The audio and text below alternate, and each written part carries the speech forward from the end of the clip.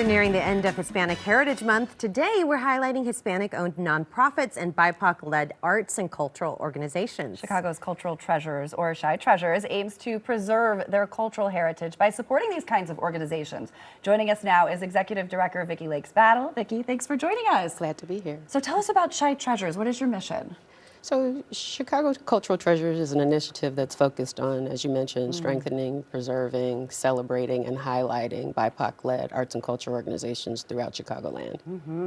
And how do you do that exactly? Like, how do you support all these great organizations? Well, by way of background, in 2020, the Ford Foundation, under the America's Cultural Treasures umbrella, issued a challenge to the philanthropic organizations in the city of Chicago to help support these legacy institutions, and that's how Chicago Cultural Treasures was birthed.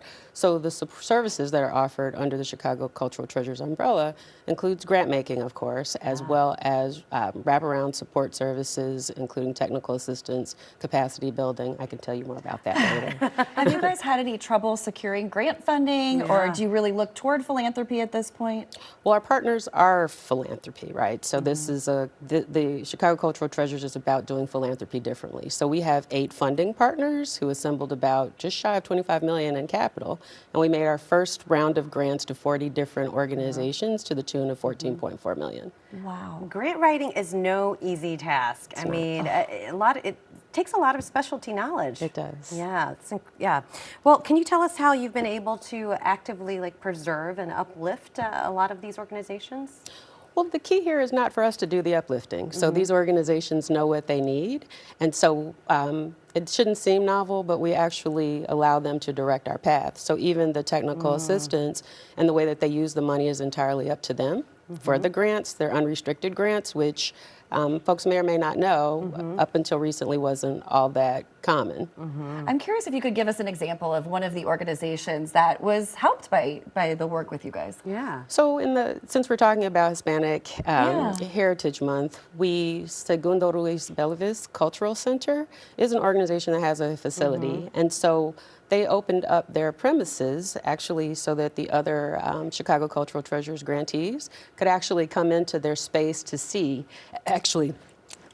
how the theater is run, the business actually of creating art, particularly in a cultural context. Because you want to create the art, you want to be there, but at the same time, many of it is a business too. You have to have money, or we have to make money. 100%. Yeah, so that you guys are kind of providing that guidance.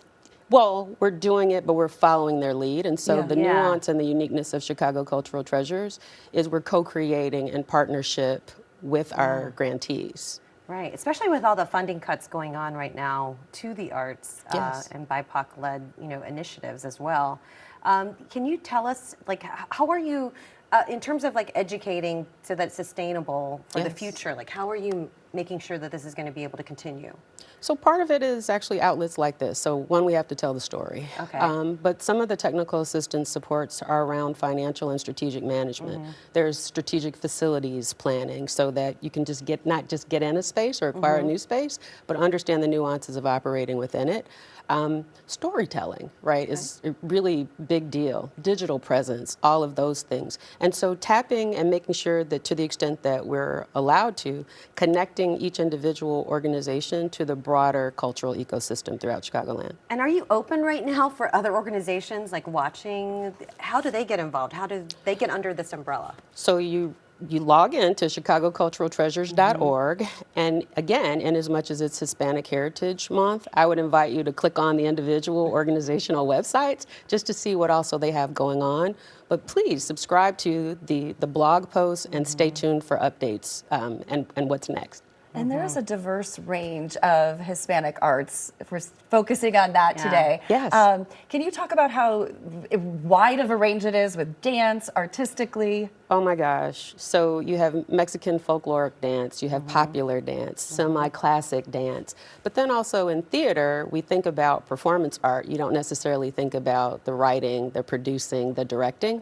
And so a lot of that is encompassed in the work, the day-to-day work of many of our treasures. Sounds wonderful. That's incredible. Thank you so much for joining us to let us know more about the organization. If you want to learn more about Chicago's Cultural Treasures, you can visit their website, chicagosculturaltreasures.org, or follow them on social media as you see on your screen. Yeah, Thank you so much. Thank you for having me.